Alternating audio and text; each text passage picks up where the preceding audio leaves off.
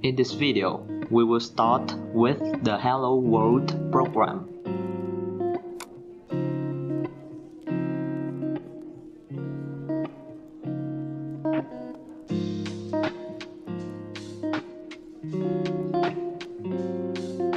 Okay, I've just added one new line. Now, run it. You can see that the output is the same as we have done in the previous video.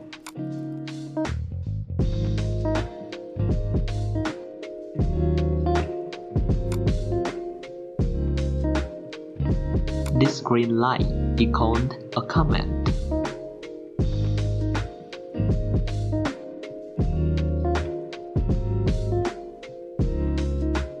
Comment is used to explain the code to make it more readable. Comment can also be used to prevent execution when testing alternative code.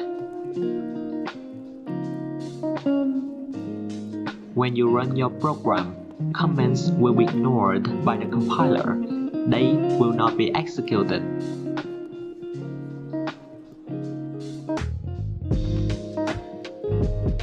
You can write comment in two ways: single-line comment and multi-line comment.